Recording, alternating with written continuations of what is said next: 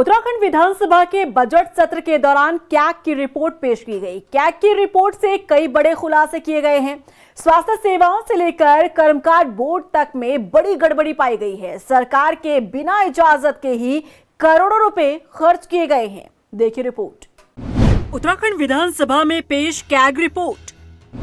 CAG report से हुए कई बड़े खुलासे। स्वास्थ्य सेवाओं से लेकर कर्मकार बोर्ड में गड़बड़ी। सरकार से बिना इजाजत करोड़ों खर्च। उत्तराखंड विधानसभा में बजट सत्र के दौरान कैग रिपोर्ट पेश की गई, जिसमें कई बड़े खुलासे हुए हैं। कैग रिपोर्ट 31 मार्च 2022 को समाप्त हुए वित्त वर्ष के आधार पर तैयार की गई है। 2016 से लेकर मार्च 2022 के बीच वर्षों के आधार पर तैयार इस रिपोर्ट में स्वास्थ्य सेवाओं से लेकर कर्मकार बोर्ड तक में किए गए खर्च पर बड़ा खुलासा किया गया है। उत्तराखंड भवन एवं अन्य सन्निर्माण कर्मकार कल्याण बोर्ड ने वित्त वर्ष 2017 से 18 और साल 2021 से 22 के बीच 607 करोड़ रुपए सरकार के बिना इजाजत के ही खर्च कर डाले। कैग की रिपोर्ट में इसे लेकर सवाल उठाए गए हैं। कैग की रिपोर्ट में कहा गया है कि कर्मकार बोर्ड ने सरकार की इजाजत लिए बिना बड़ी धनराशि खर्च की और विभिन्न क्षेत्रों से हासिल सेस का आंकलन करने के लिए भी कोई तंत्र नहीं लगाया गया।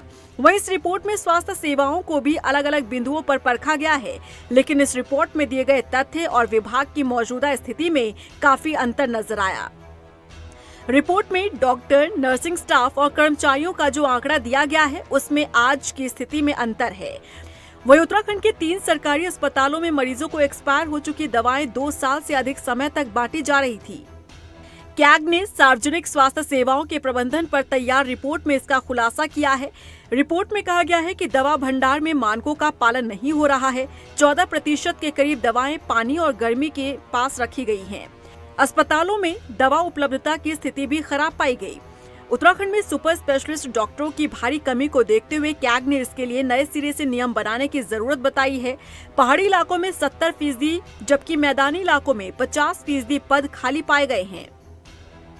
वहीं उत्तराखंड के कई स्थानों पर स्वास्थ्य केंद्र की स्थापना के समय मानकों की भी अनदेखी की गई। जांच में पाया गया कि कुमाऊं मंडल के देवीधुरा, अल्चोना में स्वास्थ्य केंद्र तक पहुंचने के लिए सड़क ही नहीं थी।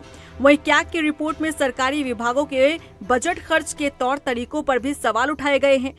रिपोर्ट के मुताबिक विभिन्न विभागों के डीडीओ ने 788 करोड़ की धनराशि अपने खातों में ट्रांसफर की और इसकी वजह से कई योजनाओं के लिए समय पर धनराशि का उपयोग ही नहीं हो पाया।